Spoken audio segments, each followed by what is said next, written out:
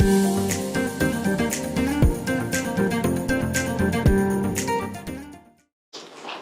donc on m'a demandé de parler de la cardiomyopathie hypertrophique obstructive, une maladie compliquée que je vais essayer de vous résumer simplement. On a ici à Pompidou un centre de référence pour ces cardiomyopathies. Alors, qu'est-ce que c'est que la cardiomyopathie hypertrophique obstructive?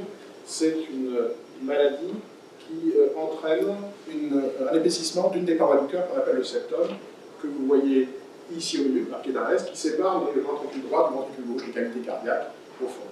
Et la suivante, et vous voyez donc cet épaississement, cette paroi plus épaisse, fait saillie dans la cavité ventriculaire, ça colle un peu à la valve qui est dans la cavité, qu'on appelle la valve mitrale, et cet accollement va gêner l'éjection du sang. C'est pour ça qu'on parle d'obstruction, maladie du muscle, parce que le muscle est épais, hypertrophique, puisqu'il est épais, et obstructive, parce qu'il y a potentiellement une obstruction, une gêne à la circulation du sang. Donc il y a moins de sang qui est éjecté, ça définit l'insuffisance cardiaque. C'est une insuffisance cardiaque très particulière, parce que vous allez voir qu'elle est réversible, au contraire de toutes les autres insuffisances cardiaques. Alors, voilà ce que ça donne, c'est à l'échographie en général, bon, c'est un peu trop de lumière, mais c'est à l'échographie en général qu'on fait le diagnostic, en voyant cette paroi épaissie, c'est pas très grave. Pas très grave, cette paroi épaissie, enfin, peu importe. Et d'autre part, on peut aussi en échographie voir la valve qui vient s'accoler contre la paroi du cœur et créer cette gêne à la circulation du sang, cette obstruction. Donc c'est l'échographie qui fait le diagnostic de la maladie. Cette maladie est relativement fréquente. On a cru qu'elle était très rare, d'ailleurs c'est un centre de cardiomyopathie rare, mais en fait elle est fréquente, ça touche 1 sur 500 dans la population adulte générale, et peut-être même jusqu'à 1 sur 250. Ça veut dire que dans notre immeuble, il y a quelqu'un qui a une cardiomyopathie hypertrophique, et il y en a dans l'amphithéâtre quand il est plein, etc., etc. Donc c'est une maladie fréquente et qui a la particularité de toucher tous les âges de la vie, les hommes comme les femmes, dans tous les pays du monde, et on a donc des patients jeunes qui ont cette maladie. Le chat que vous voyez là, les chats, ont très souvent des cardiomyopathies hypertrophiques. Et en fait, quand vous les voyez essoufflés, qui commencent à dépérir, c'est qu'ils ont cette maladie-là. C'est très fréquent chez le chat, bien plus même que chez l'homme, bien sûr. C'est une maladie génétique, c'est-à-dire au fond, c'est un gène anormal qui va faire que la protéine dans le muscle cardiaque est anormale et ça va entraîner cet épaississement du cœur. Et on a décrit plein d'anomalies de gènes qui peuvent donner cette maladie-là. Ce sont des gènes qui sont sur la fibre musculaire cardiaque, qui code pour les protéines de la fibre. Comme c'est génétique, c'est héréditaire potentiellement, c'est-à-dire que ça peut être transmis aux enfants, et c'est transmis avec une chance sur 2 de transmettre le gène anormal. Et quand on a un gène anormal, on exprime la maladie, mais pas toujours. D'abord, elle s'exprime avec le temps, c'est-à-dire que tout petit, en général, vous ne l'avez pas, puis ça s'exprime avec la croissance.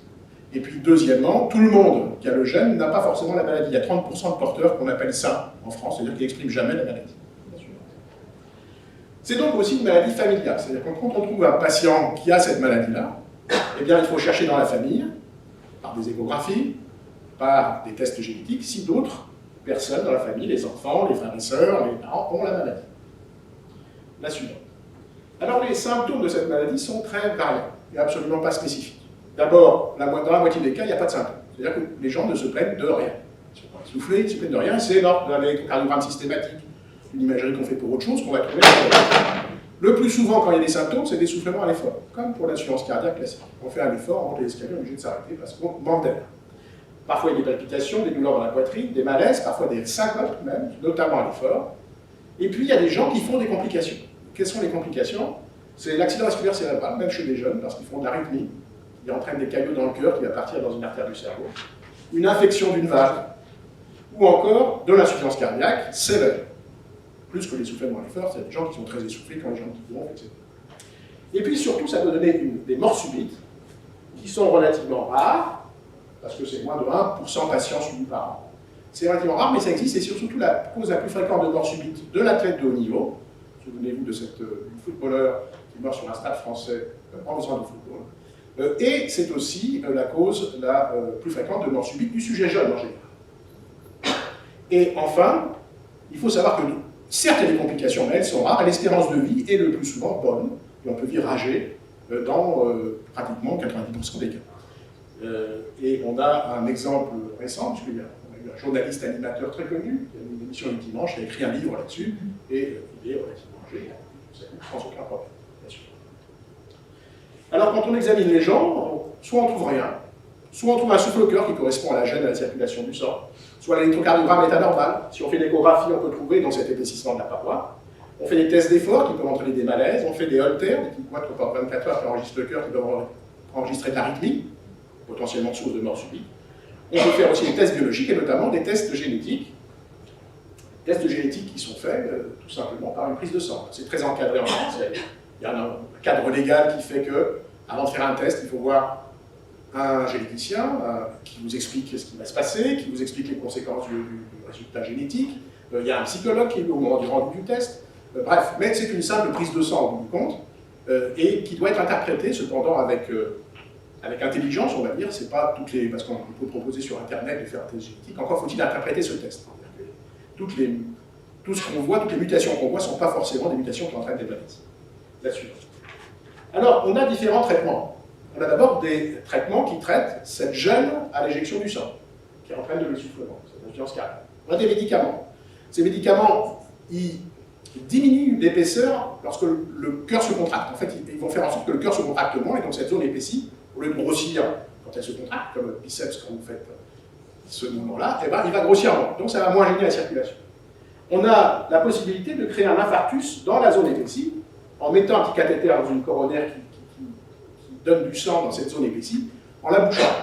Ça crée un infarctus qui amincit la parole. Un infarctus thérapeutique en quelque sorte. Et puis on a aussi des chirurgies, qui sont plus rares en fait, où le chirurgien va couper la zone épaisse qui fait saillie dans la cavité, libérant ainsi la bonne éjection et traitant donc cette obstruction. Le plus souvent, on se limite aux médicaments, il faut bien le dire. Et puis on a des traitements pour prévenir la mort subite. Comme on sait que la mort subite survient assez souvent dans des efforts de compétition, des efforts physiques importants, les sports de compétition sont exclus chez ces patients. Et puis, si on considère qu'il y a un risque élevé de faire un trouble du rythme cardiaque grave, on met ce qu'on appelle un défibrillateur, qui est une petite boîte qu'on met sous la peau, qui a une petite sonde, il est là, il surveille, s'il ne se passe rien, il ne fait rien, s'il enregistre un trouble du rythme, les gens commencent à se sentir pas bien, il envoie un choc électrique, il remet le cœur. Et puis, on a des thérapeutiques plus innovantes, on va dire. Alors, on a d'abord des thérapeutiques médicamenteuses qu'on teste aujourd'hui, des thérapeutiques qui ciblent l'anomalie moléculaire de la maladie. On teste ici, c'est des essais internationaux. On a la greffe cardiaque, qui intéresse certains de ces patients. Vous avez ici Liza Salzberg, qui est une jeune femme très sympathique, qui dirige HCMA, l'Association de cardiopathie hypertrophique aux États-Unis. Ce qu'elle tient dans sa main, c'est son cœur. Alors, vous savez, si on est aux États-Unis, il y a toujours un petit côté pub. Et voilà. Donc, cette dame a eu d'abord un défibrillateur, elle dirige l'association depuis très longtemps, on la connaît tous bien. Et là, elle était venue, elle a eu la greffe du cœur, parce que sa maladie s'était aggravée. À côté, ce que vous voyez, c'est Robert Roberts, qui est le plus grand anatomo-pathologiste aux États-Unis, qui est à la retraite, mais qui a examiné son cœur, qui l'a coupé en deux en l'occurrence, elle le montre. Vous voyez, son cœur a toute petite cavité, avec cet épaississement très important du cœur qui se cogne contre les valves et qui empêche le sang de circuler.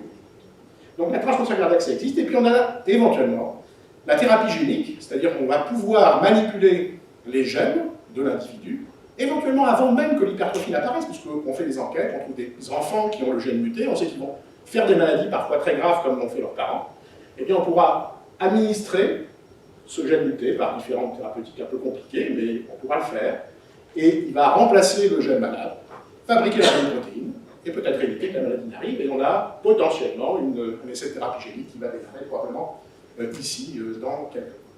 Voilà, merci de votre attention pour une maladie qui est assez fascinante, mais qu'on comprend mieux depuis très peu de temps.